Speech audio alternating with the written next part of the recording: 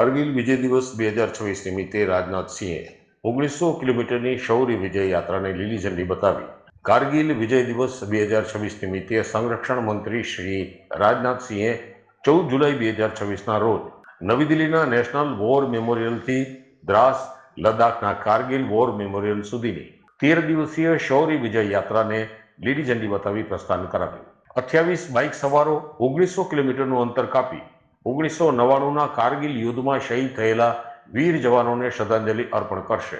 યાત્રાનું સૂત્ર one ride, one nation, one salute છે અને તેનું સમાપન 26 જુલાઈ 2026ના રોજ કારગિલ વોર મેમોરિયલ ખાતે થશે.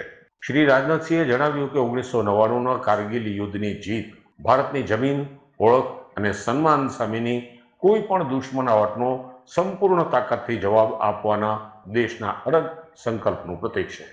તેમણે પરમવીર ચક્ર વિજેતા કેપ્ટન વિક્રમ બત્રા, લેફ્ટનન્ટ મનોજ કુમાર પાંડે, સુબેદાર મેજર યોગેન્દ્રસિંહ યાદવ અને સુબેદાર મેજર સંજય કુમાર સહિત તમામ વીર જવાનોને શ્રદ્ધાંજલિ અર્પણ કરી.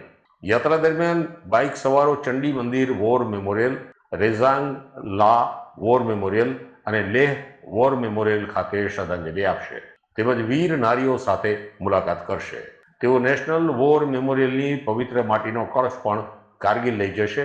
આ પ્રસંગે chief of defence staff general NS Raja Subramaniam, chief of the army staff general Dhiraj Seth અને અન્ય વરિષ્ઠ અધિકારીઓ ઉપસ્થિત રહ્યા હતા.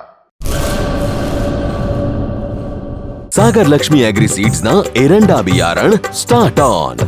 લીલા લીલા છોડવાને એરંડા ભરપૂર, સુકારામાં ટકી રહે ને ઉપજ ભરપૂર. स्टार्ट ऑन एरंडा बियारण कॉस्मोस. લાંબી જાચેરી માળોમાં શક્તિ છે ભરપૂર. સુકારો ઓછો ને પાકે ઉપજ લખલૂટ. कॉस्मोस एरंडा बियारण.